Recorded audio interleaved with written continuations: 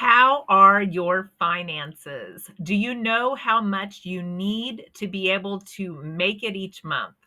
In this video, we're going to talk about the cost of living, how it is affecting people, and what we can control. I hope you will stick around. Hi, I'm Bonita and I am early retired. I'm not old enough yet for Social Security. I'm living on a low income and I am living off of savings.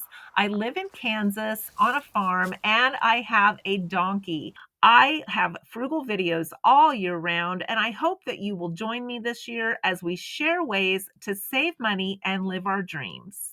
So, my initial question was, how much do you need to make it?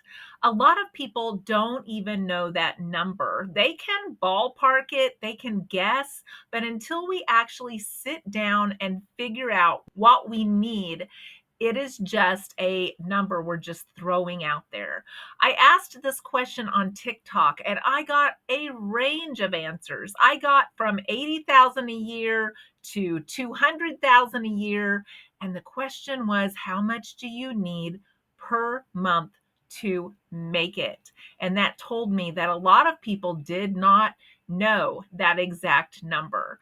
And by sitting down and looking at that and determining if we're overspending in any areas, if we're wasting money in any areas, if we can control more areas than we've been trying to control, it can make a huge difference in how comfortable our life is. And by comfortable, I'm talking about security, having some money in the bank, being able to pay your bills when they're due, being able to buy groceries when you need it, and not having to rob Peter to pay Paul. And that is why that number is so important. And having a guideline or a budget on how you spend your money is super important. Now, I have mine broke down by categories, and that keeps me from overspending in certain areas. And if I have it in categories, I know I have this much to spend on food, $245 for the two of us. We split that amount, which means $122.50 for me, $122.50 for him. And I have that broke down so that I know that I need to stay within that. And if I'm getting close and I know I'm going to need perishables for the rest of the month, I need to curb my spending, use more pantry items so I have money left for milk and cheese and bread and eggs and the things that I know that I'm going to need. We have lots of backstock here. There's no reason for me to go over that budget. I haven't changed that budget in many years, and it's working great for us. So knowing that number can give you so many choices. It can give you choices on what job you take, where you live, how much you work. It can give you so many choices in your life. And we don't think about that number really mattering that much. We think about us being in control of that number and what we spend. But all of these other things matter based on that number. Where we live, what we choose to spend our money on, how long we work, all of those things are factored in based on how much money we need each month to make it.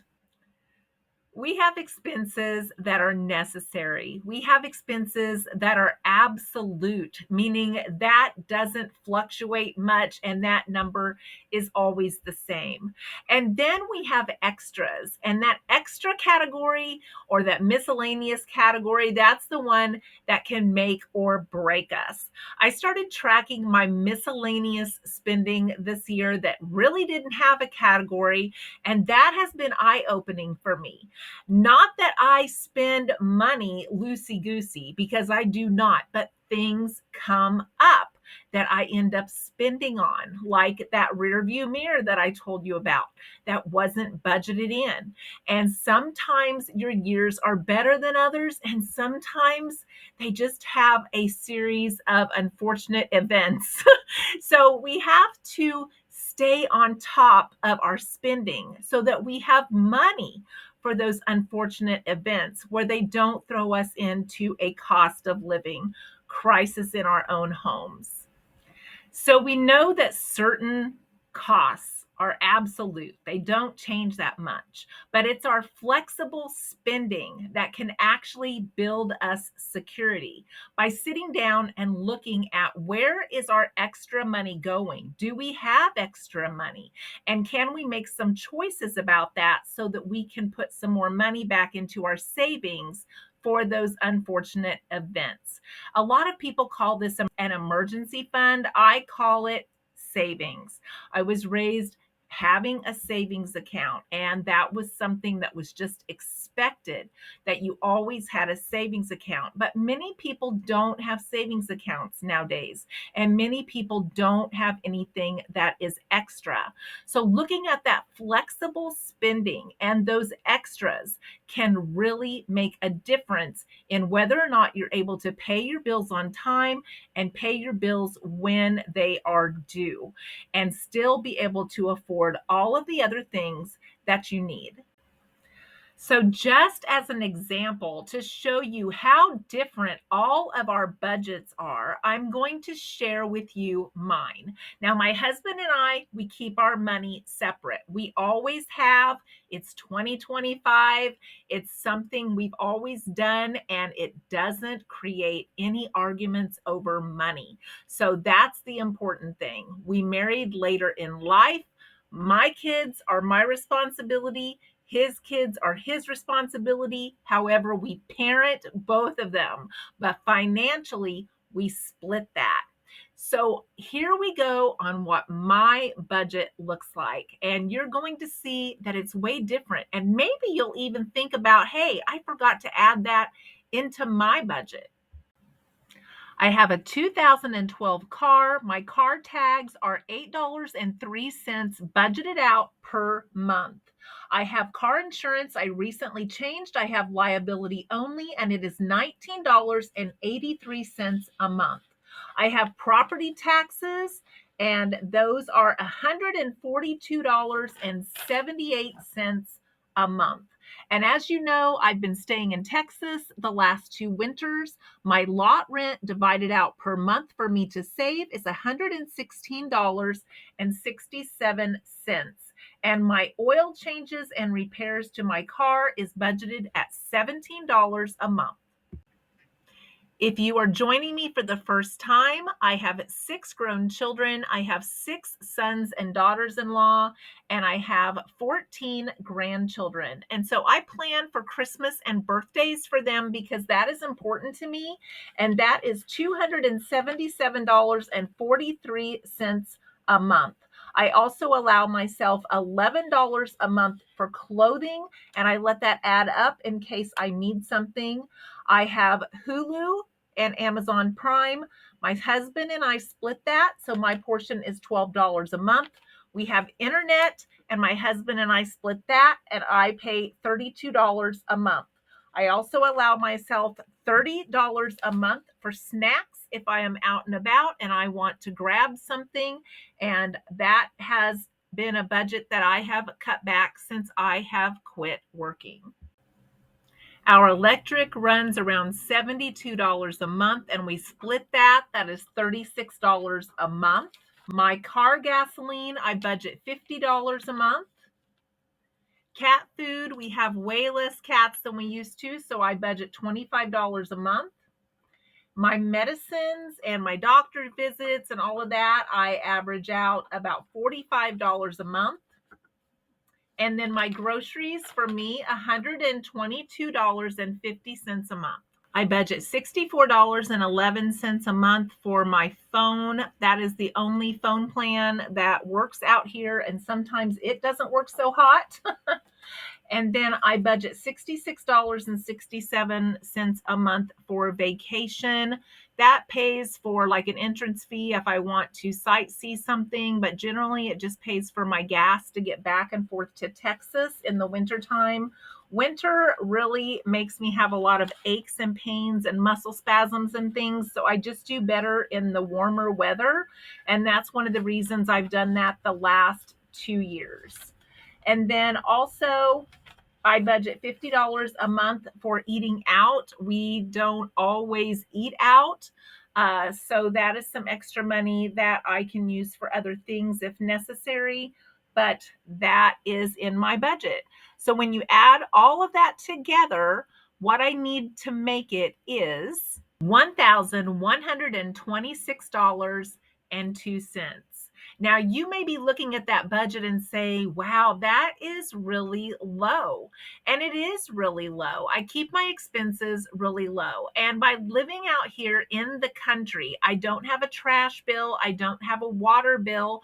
That helps me as well. But as you can see, I'm very generous with Christmas, birthdays, and things that are important to me in my gift giving. So when you look at your budget, it needs to be tailored to fit you. It needs to be tailored to fit your income, and it needs to be tailored to fit your savings goals. So, because my husband and I keep our money separate, he pays half of the Amazon and the Hulu bill, which is $12. He pays half of the internet bill, which is $32. He pays half of the electric, which we keep super low, and that's $36.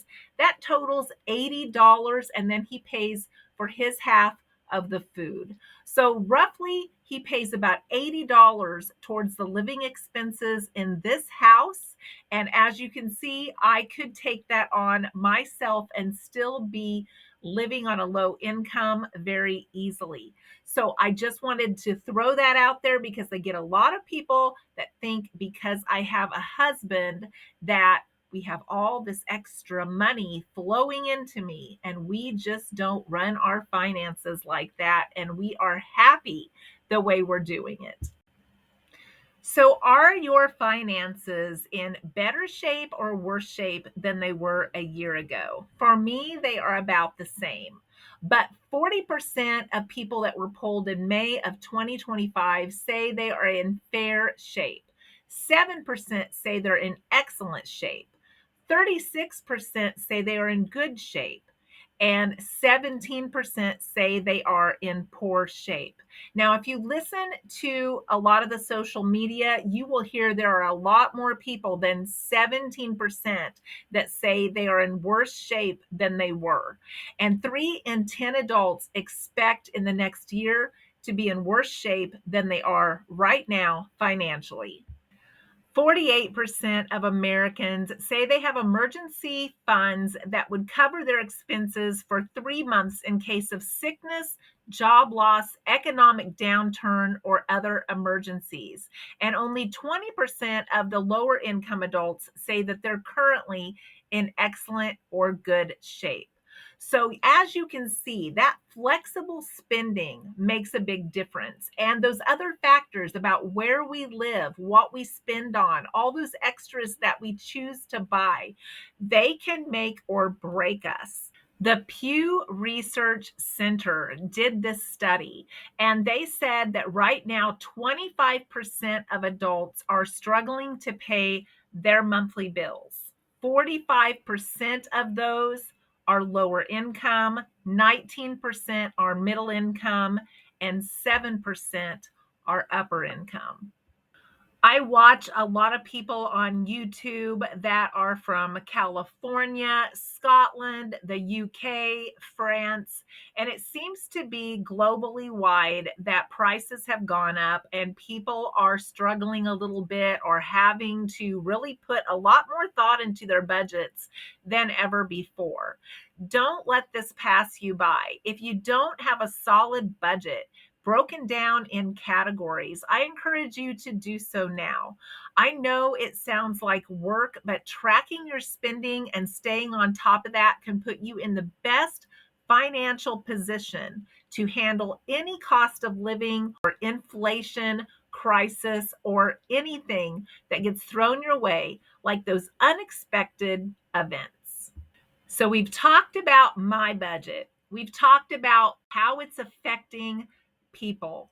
And we have talked about what we can control: our spending, our budget, our tracking of our spending. And now it's your turn. Do you know how much you need to make it? Thanks for listening today. I always enjoy the time you spend with me, and I hope to see you in the next video.